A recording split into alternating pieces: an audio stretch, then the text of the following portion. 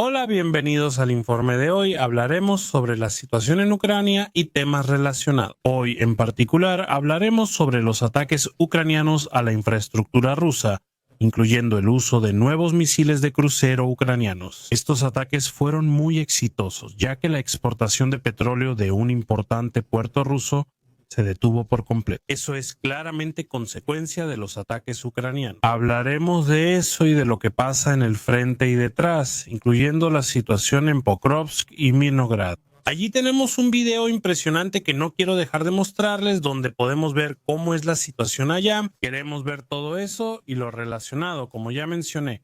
Después, como siempre, tendremos una ronda de preguntas y respuestas, y todavía no estoy seguro si después habrá Twitch. Hoy me levanté muy temprano, pero si después hacemos Twitch, será unos 30 a 40 minutos tras este stream. Pero yo diría que empecemos de una vez con el informe de situación. Eso es todo.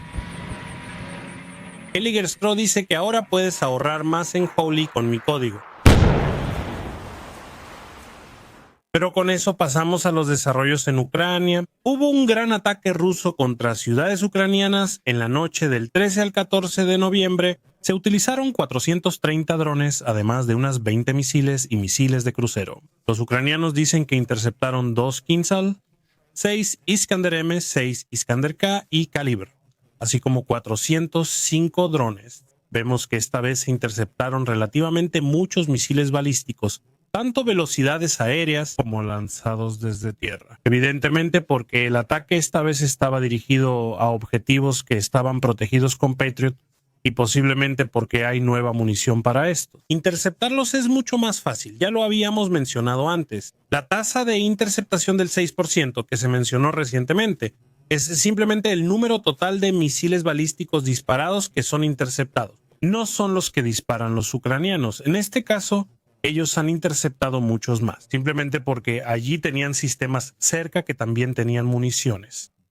Aún así, un misil y 23 drones alcanzaron objetivos. 13 de ellos cayeron escombros en otros 44 sitios. Los ucranianos reportan al menos 4 civiles muertos y decenas de heridos. Estos son ataques rusos, lo que implica ataques a ciudades y muchas casas destruidas o dañadas gravemente. En este caso, los ucranianos por su parte contraatacan, aunque solo a objetivos militares. Así fue atacada la planta petroquímica Stavrolem en Stavropol. La refinería en Tartaristán. Una refinería en Tartaristán fue alcanzada.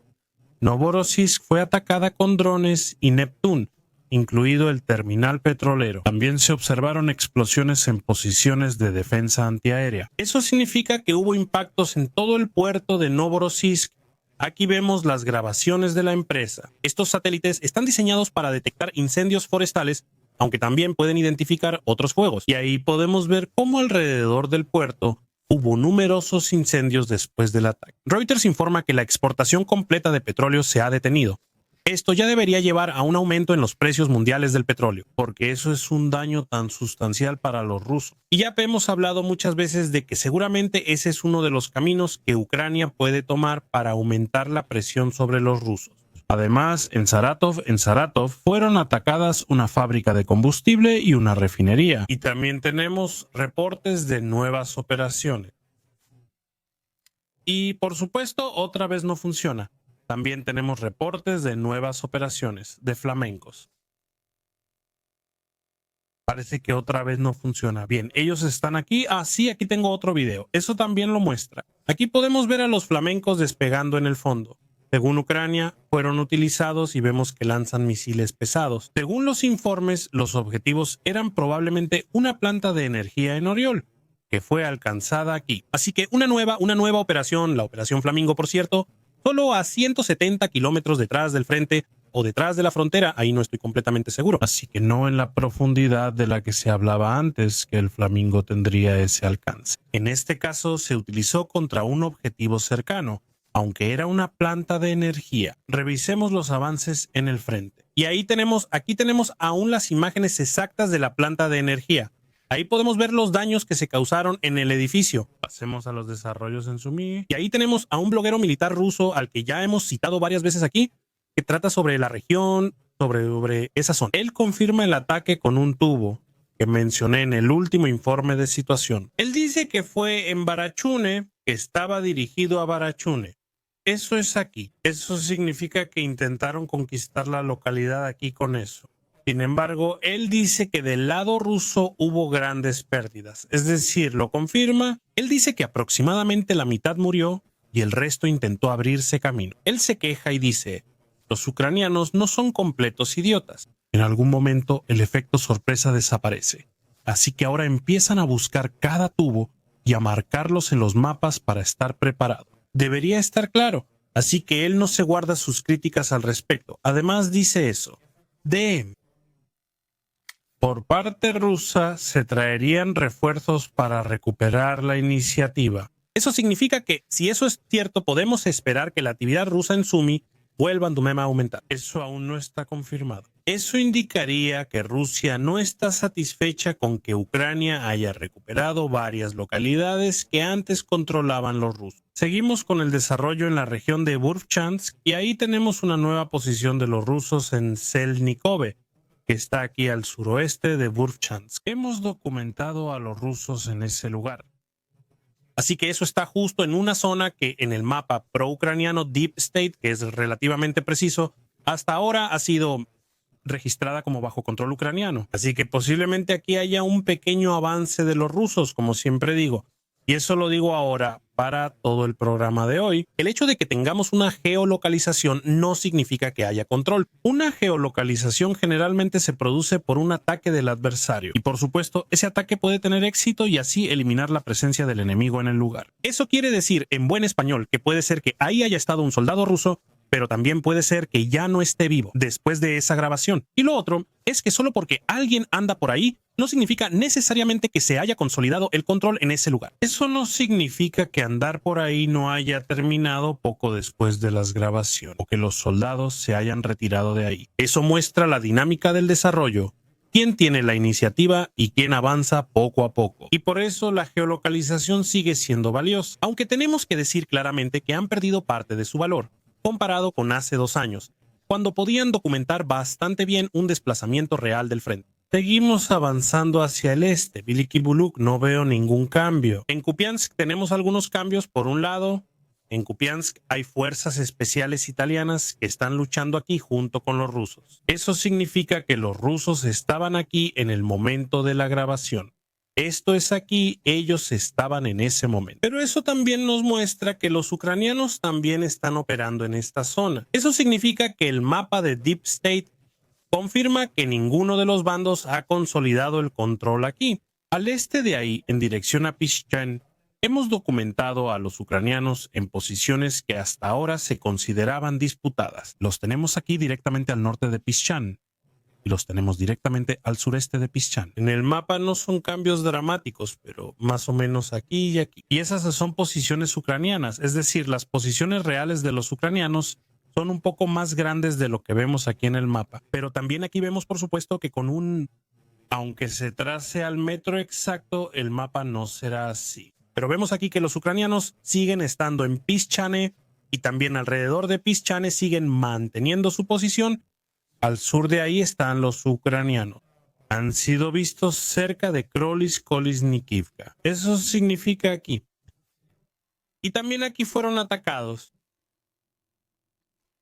En este punto, ¿qué implica eso para usted? Y fue Starlink. Lo que por supuesto significa, ellos tenían una posición allí en el momento del ataque, lo que a su vez significaría que eso en realidad debería estar bajo control ucraniano. En consecuencia, probablemente avanzaron aquí en los últimos días o semanas. Kolis-Nikivka, al sureste de ahí. Así que un pequeño éxito para los ucranianos. Eso es todo. No tengo nada de la región de Kupiansk-Borova. Y si también vamos hacia el sur, en dirección a Limán, tampoco hay ninguna geolocalización allí que implique que el frente haya cambiado. Hay una serie de geolocalizaciones, pero ninguna de ellas puede, para mí, mostrarme que algo haya cambiado en el terreno. Seguimos avanzando hacia Siversk y ahí tenemos las grabaciones de Dronivka. Y eso implica que Dronivka posiblemente haya caído. Lo pueden ver sobre el sur, la parte sur de la localidad, aquí, aquí y aquí. Antes ya los habíamos visto al norte. Eso aún no es la prueba definitiva de que Dronivka fue tomada por los rusos, pero cada vez es más probable que la presencia ucraniana ahí esté siendo expulsada poco a poco. Eso es todo desde la dirección de Siversk. En dirección a Kostiantynivka tenemos Nuevamente geolocalización. Aquí tenemos algo interesante. Y es que cerca de Stupochki ocurrió un ataque mecanizado ucraniano que fue pues avistado aquí en el centro de Stupochki. Ahí atacan vehículos de combate ucranianos, incluidos tanques. Así que podemos ver que no solo los rusos utilizan la niebla en el suelo, sino que también del lado ucraniano se están llevando a cabo ataques mecanizados, aquí en el centro de Stupochki. El mapa de Deep State actúa como si Pretechone y Stupochki seguían en control ucraniano. Creo que esto no es correcto. Aquí definitivamente hay actividad rusa en ambas localidades. ¿Qué tan permanente sea? Es otra cuestión. También vemos que hubo un ataque mecanizado en ese punto, lo que implica que debe haber rusos ahí, de lo contrario probablemente no habría pasado. Sea como sea, aquí se confirma nuevamente la presencia ucraniana dentro del centro de Stupochki. Al sur de ahí, en dirección a Toretsk. Tenemos a los rusos que están en la mina que ha sido disputada durante mucho tiempo, la Noreste E. Eso aún no ha terminado. Ese es el mapa incorrecto que mostré. No importa, usemos la mina. Aquí izaron su bandera, lo que implica que habrían tomado la mina. La mina estaba disputada desde hace medio año o algo así. O sea, desde hace muchísimo tiempo la mina aquí estaba en disputa y nosotros ya se lo había mostrado. Ahí es donde mi orden se desordenó un poco. Tenemos a los rusos al norte de Klevan Buk y con eso más o menos el cerco al sur del embalse debería estar completamente cerrado. ¿Qué tanto sigue habiendo presencia ucraniana ahí? Simplemente no se puede decir. Hasta ahora no veo ninguna prueba de que los ucranianos se hayan retirado completamente de ahí. No veo ninguna prueba de que hayan sido capturados, tampoco veo ninguna prueba de que sigan ahí. Solo vemos posiciones rusas avanzando, lo que ahora más o menos confirma que si todavía hay posiciones ucranianas en algún lugar aquí, que en el mejor de los casos solo pueden abastecerse a través del embalse o retirarse por ahí, porque la presencia rusa ahora ha alcanzado la orilla sureste del embalse. Esto ya debería estar incluido por el lado terrestre. Eso es todo desde aquí. Y luego tenemos un informe del lado ucraniano que informa que los rusos también habrían utilizado la niebla para un ataque de infantería más grande. Eso es lo que vemos con más frecuencia ahora, porque los drones dependen del clima y cuando el clima es malo, en el último informe mostré un video de los rusos, al que volveremos pronto, donde se veía una densa presencia de tropas en una espesa niebla. Si esta circunstancia no permite que el adversario use drones, entonces, por supuesto, ambas partes pueden aprovecharlo.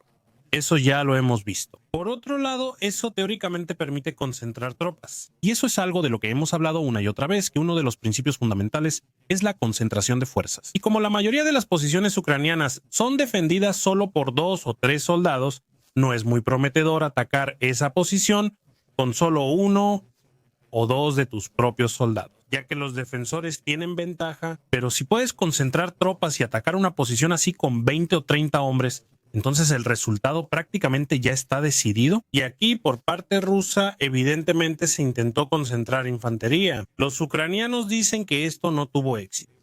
Como dije, aquí se confirma que los rusos realizaron ataques de infantería más concentrados, ¿no? Eso fue todo desde Kostiantynivka hacia Dnipropetrovsk. Aquí no tenemos nada. Hacia Pokrovsk hay varios cambios. Y de hecho tenemos presencia rusa nuevamente en Rudinsk, que está aquí. Así que aquí los rusos habrían avanzado más al norte. La última vez los teníamos en esta zona de aquí. Aquí también había un tanque ucraniano que disparó a los edificios. Se me olvidó quitar el mapa. Espero no haberlo quitado por mucho tiempo. Bueno, aquí había un tanque ucraniano que disparó a los edificios. Ahora tenemos de nuevo la geolocalización en este lugar. Eso significa que los rusos avanzan lentamente a través de Rudinsk. La localidad ya no está bajo control ucraniano firme como se había dicho en parte. De Pokrovsk también tenemos, por supuesto, geolocalización.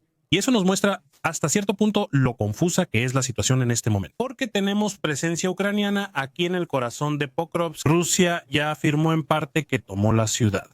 Lo haré. Últimamente les he mostrado varias veces posiciones rusas. Aquí arriba, aquí en esta zona, aquí en la parte este, en el lado este. Creo que también ya estuvieron en la parte norte. Bueno, así parecía. Si tomamos una sola geolocalización rusa, parecería que el asunto ya está decidido y que los rusos ya controlan toda la ciudad. Pero ese no es el caso. En realidad son infiltraciones, individuos que deambulan por la ciudad, por así decirlo, y por supuesto evitan posiciones enemigas. Y eso por supuesto aplica en cierta medida para ambos bandos. Si los ucranianos están aquí, eso no significa que la zona al norte esté bajo su control total. Eso puede ser, si así lo queremos llamar, una contrainfiltración, pero eso nos muestra que los ucranianos siguen teniendo presencia en el corazón de Pokrovsk. Eso fue más o menos en este lugar donde justo ahora tendríamos a los soldados ucranianos. En cambio, a los rusos los tenemos aquí al noroeste de Pokrovsk. Los tenemos justo al norte de ahí.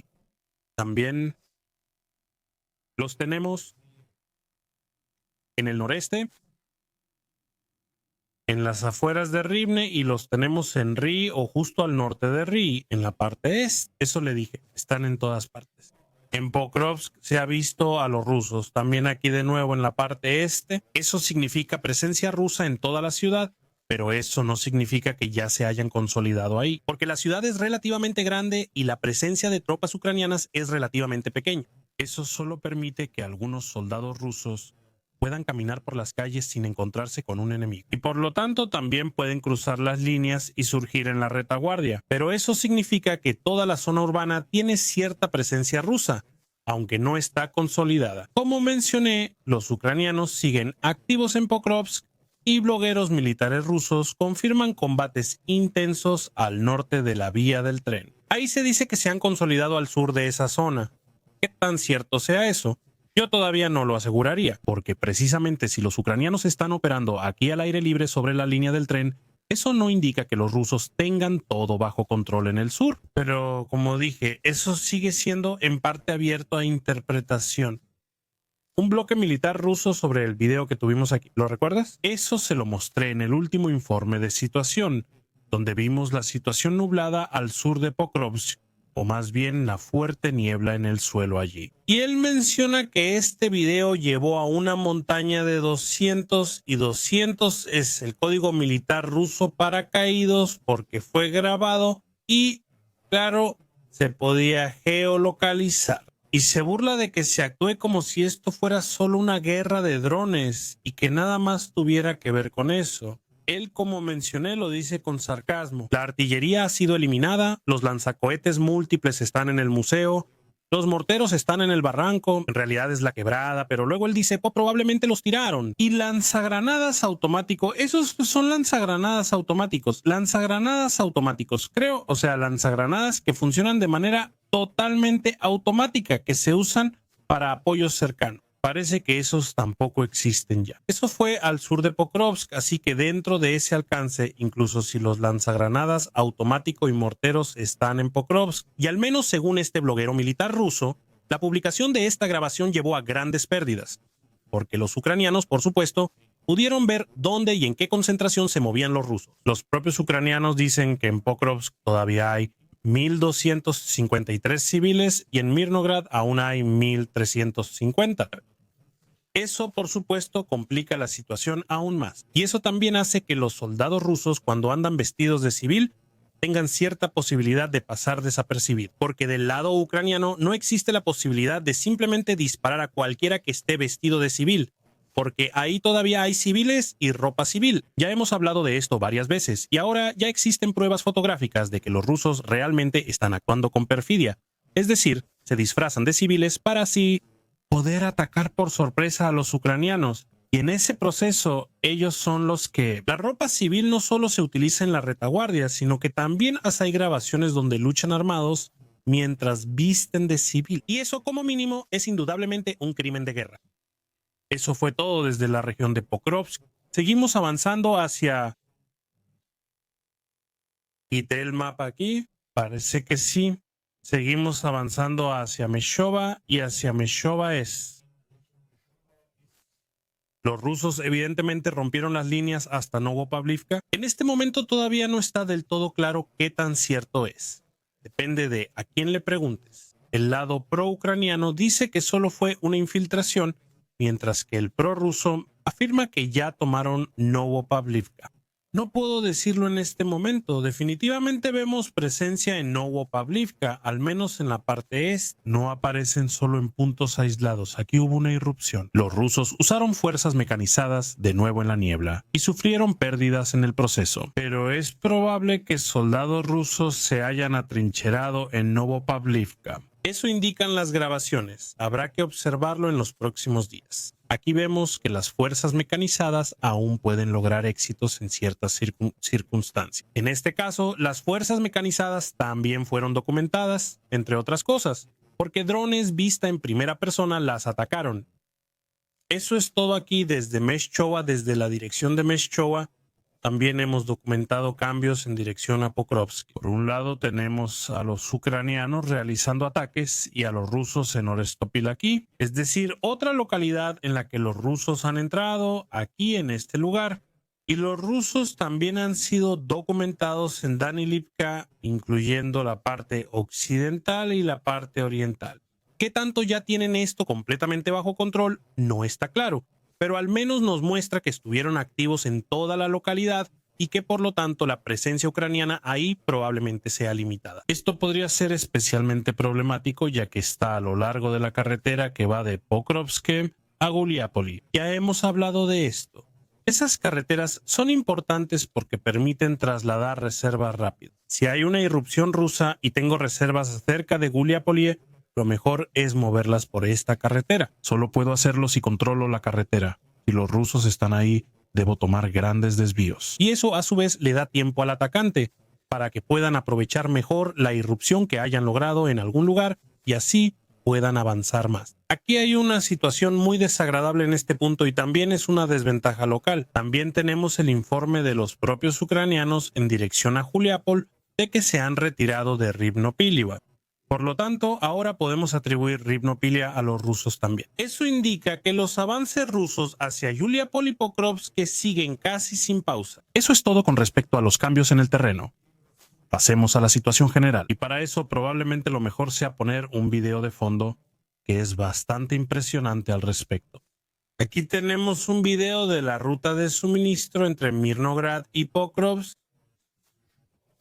La pérdida del cerco de Pokrovsk es solo cuestión de tiempo. Creo que es absolutamente irrealista en este momento esperar o pensar que la situación pueda cambiar por completo. La única pregunta es ¿cuánto tiempo más los ucranianos permanecerán en el cerco? ¿Cuándo serán expulsados de él?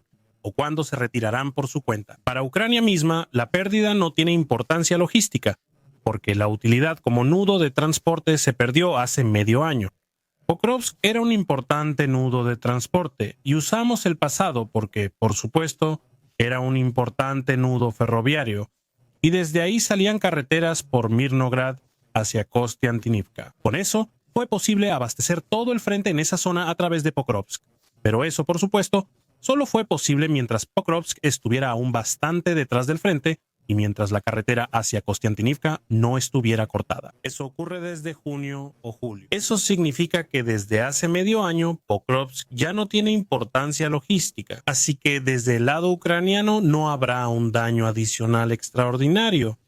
Por supuesto, los rusos se beneficiarán de la conquista de Pokrovsk. Pueden usar los edificios para logística y operadores de drones. Estamos en una situación en la que los drones en gran medida están reconociendo el campo de batalla. Por eso, un simple agujero en la tierra, que antes era suficiente, hoy ya no ofrece protección adecuada. Especialmente ahora que viene el invierno y también falta el follaje, y por lo tanto ya no existe una protección natural desde arriba.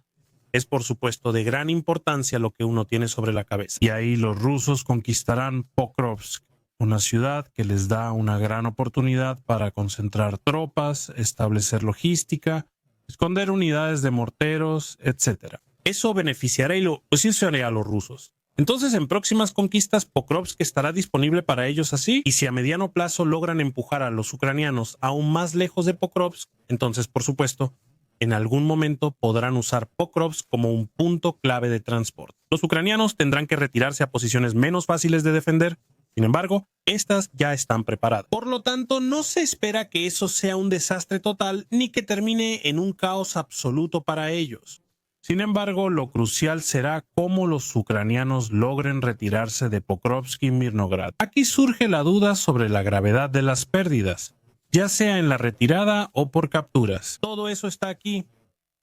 Una pregunta importante que se planteará en este momento sobre cómo terminará la batalla al final. Escuché nuevas declaraciones ucranianas diciendo que aún vale la pena mantener Pokrovsk y Mirnograd porque los rusos sufren grandes pérdidas. No puedo juzgar eso, lo digo abiertamente. Como dije, cualquiera que tenga un entendimiento, aunque sea rudimentario, ve este mapa y se siente mal al respecto. Pero eso no tiene que ser toda la verdad.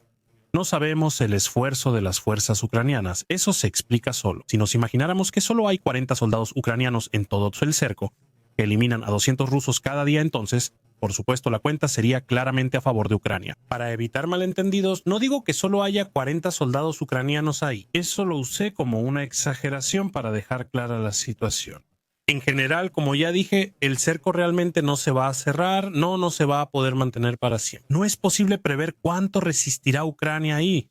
Por ejemplo, vimos en Bakhmut que si Ucrania realmente lo quiere y moviliza las reservas necesarias, puede mantener una situación así durante meses. Actualmente no parece que los ucranianos vayan a retirarse pronto de ahí. El video que acabo de mostrarles muestra las pérdidas ucranianas desde la perspectiva de un dron ruso en la zona entre Pokrovsk y Juliápole, y era un vehículo blindado tras otro. Eso proviene de una grabación rusa, y aquí hemos enumerado todos los vehículos que los ucranianos han perdido aquí. Eso también muestra el costo de esta batalla allí. Por supuesto, no debemos olvidar que algunos de los restos ya son antiguos. Pueden tener perfectamente 3/4 de año o incluso más. Pero en general vemos que operar en esta zona está lejos de ser indoloro y lejos de estar libre de pérdida. Si lo queremos ver así, la buena noticia es que había relativamente pocos vehículos. Eso significa que por parte ucraniana, principalmente hay vehículos blindados disponibles para operar en tierra allí. Y eso, por supuesto, a pesar de las pérdidas, es relativamente positivo.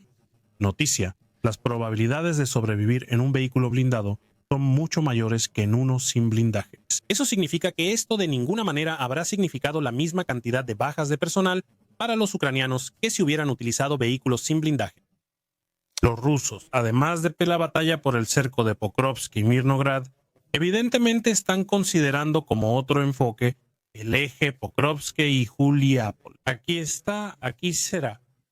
Según información de inteligencia de fuentes abiertas, es decir, analizando los datos disponibles, actualmente hay 3 ejércitos rusos concentrados en esta zona, y porque aquí se reconoce claramente que con un esfuerzo relativamente bajo se puede lograr una mayor ganancia de terreno, porque el enfoque ucraniano ahora está en otro lado. Y ya hemos hablado muchas veces de que las capacidades ucranianas para mantener estas posiciones aquí son limitadas. No hay suficientes reservas de infantería para rechazar sostenidamente las irrupciones rusas. La T-0401 entre Juliápol y Pokrovsk, que va más o menos por aquí, ahora está cortada. Podemos suponerlo, eso probablemente empeorará la situación. Y las posiciones ucranianas, especialmente en esta zona, están generalmente orientadas hacia el sur. Ya no es sorprendente que el enemigo también pueda venir desde el este, pero en principio, las mejores defensas están orientadas hacia el sur, y por eso es posible que los rusos puedan avanzar desde el este. La intención rusa probablemente se centre ahora en Juliápol. Probablemente sea un cerco desde el norte, ya que las fortificaciones del sur serán mucho más difíciles de romper. Eso probablemente llevará a un retiro de los ucranianos en un futuro cercano. También Pokrovsk estará amenazado a mediano plazo. Pero aquí, por ejemplo, podemos ver que hay colinas, varias localidades a lo largo de un pequeño río. Todo esto debería ser más fácil de defender aquí, al menos si está debidamente preparado por parte de los ucranianos. Así que algún colapso tampoco se ve aquí todavía. Pero es cierto que Rusia toma casi a diario una localidad en esa dirección, aunque a veces solo son pueblos de 40 habitantes, pero aún así. El avance ruso en esta dirección es actualmente el más fluido, aunque sigue siendo relativamente lento. Eso es todo sobre los desarrollos a lo largo del frente.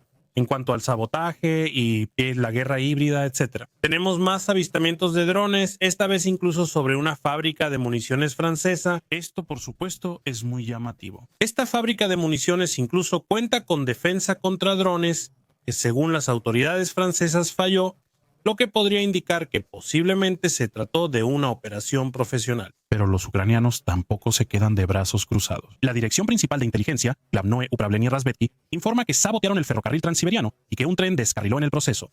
Entonces, aquí, en lo profundo de Rusia, un grupo del Dirección Principal de Inteligencia, Glavnoe Upravlenie Razvedki, aparentemente realizó una explosión. Ya hemos hablado en el pasado de que fuerzas especiales ucranianas operan a veces a varios cientos de kilómetros dentro de Rusia y en parte realmente se mueven a pie para llevar a cabo estos ataques, y eso sigue ocurriendo.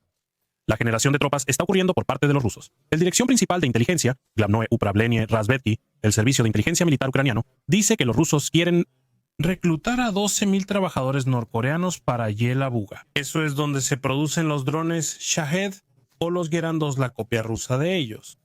Aquí la situación es que Rusia ahora tiene una escasez de mano de obra muy grave. Ya hemos hablado de esto muchas veces aquí en el canal. Como mencioné, pronto publicaremos un video sobre la economía rusa, donde hablaremos nuevamente de las dificultades actuales de Rusia. Y aquí, la inteligencia militar ucraniana cree que los rusos buscan suplir la falta de mano de obra con 12,000 trabajadores norcoreanos que al parecer están siendo reclutados ahora. Según la parte rusa, se planea el servicio de inteligencia ucraniano. Según informa aquí Reuters, la producción de 120,000 bombas planeadoras por año. Eso, por supuesto, es una cifra preocupante. Eso significa 10,000 al mes, y las bombas planeadoras se han convertido en un medio efectivo para los rusos para simplemente eliminar posiciones especialmente bien defendidas. Por parte ucraniana, en realidad tampoco se quedan dormidos. Los ucranianos han comenzado la producción en serie del Octopus. Esa es una drone interceptor que sirve, por ejemplo, para interceptar drones Shahed. Varias fábricas ucranianas ya han comenzado la producción. 3 de ellas y otras 11 también comenzarán la producción. Y tenemos una noticia interesante desde el Reino Unido. Allí informan que junto con Ucrania también fabricarán el Octopus en cuestión de semanas. Eso significa que los británicos están haciendo exactamente lo que he mencionado una y otra vez. No tiene mucho sentido producir muchos drones solo para uso propio, ya que se vuelven obsoletos rápidamente. Guardar drones, sean interceptores o de ataque, se vuelve obsoleto muy rápido. Es mucho más sensato iniciar la producción y simplemente fabricar según la demanda en Ucrania, porque así se tienen grandes capacidades de producción que están actualizadas al mismo tiempo. Reciben retroalimentación de Ucrania y adoptan rápidamente solicitudes y novedades técnicas de allá. Si es necesario, la producción puede redirigirse al ejército cuando se requiera. Pero hasta entonces se puede suministrar a Ucrania y así al mismo tiempo se tienen las capacidades, la transferencia tecnológica, el apoyo a Ucrania y el desarrollo de la propia industria. Eso significa que prácticamente se resuelven todos los problemas con este enfoque y vemos que eso es exactamente lo que hicieron los británicos en este caso. El apoyo internacional también continúa. La Unión Europea enviará otros 6,000 millones de euros y hay otro paquete de armas de 500 millones de euros de Estados Unidos que es financiado por Dinamarca, Estonia, Finlandia, Letonia, Islandia, Lituania, Noruega y Suecia. Y la empresa francesa que envía el Adred WS-1 a Ucrania en realidad lleva el nombre de la casa Adres para aquellos que la conocen. Es un sistema interesante, se llama muro de drones. No tengo idea si eso realmente va a funcionar, pero el sistema es interesante. Y es que es un sistema de enjambre para drones vista en primera persona para interceptar a Shahed. Si entiendo bien, cada uno lo explica por su lado. Cada piloto controla 100 drones a la vez sin requerir formación previa. Todo debería funcionar de manera semiautomática o automática. Y si entiendo bien, realmente se supone que deben crear una muralla de drones, es decir, una red de drones que cuando sea necesario se eleva y parece estar a diferentes alturas y a ciertas distancias entre sí. Estos aparentemente esperan en el aire a que lleguen los proyectiles correspondientes para luego destruirlos mientras pasan volando cerca de ellos. El artículo menciona que la detonación ocurre cerca del objetivo, lo que sugiere la intención de crear una red con pequeños drones que se eleven rápidamente cuando sea necesario. Así que no se trata de ser más rápido que el dron, sino simplemente de desplegar una especie de red frente al dron para interceptar. En el artículo de Business Insider también se menciona que esto podría usarse contra bombas planeadoras. Por supuesto, habrá que ver hasta qué punto eso es solo marketing de una empresa. Estuve revisando un poco la empresa y, para ser sincero, no me pareció que su sitio web fuera muy profesional. El artículo de LinkedIn muestra a un empleado de drones y no hay ninguna otra referencia. Bueno, espero que el sistema realmente exista y espero que el sistema cumpla lo que promete. No debemos olvidar que no sería la primera vez en una situación como esta que se promete algo solo para obtener algo de dinero. Pero si realmente funciona así, sería muy interesante porque en teoría la explicación es en parte lógica. Si estos drones que no eran necesarios pueden aterrizar y recargar baterías, podrían ser una forma efectiva de interceptar proyectiles más rápidos, ya que solo tendrían que elevarse y mantenerse en el aire unos minutos. Si todo esto se planifica adecuadamente y el radar detecta los objetos voladores que se aproximan, entonces ni la velocidad tendría que ser especialmente alta, ni la capacidad de la batería tendría que ser gigantesca. Y eso podría ser realmente una solución económica. Eso no significa que los 100 drones desaparezcan, quizás solo uno. Esperemos y confiemos en lo mejor. El sistema ya debería estar en Ucrania. El fabricante dice que se espera que comience a usarse en unas semanas. Veremos en qué resulta eso. Tiene algo de sentido para mí, pero como dije, la empresa es un poco extraña en cuanto a su presencia en línea. Eso no necesariamente significa algo. Eso es todo por el informe de situación.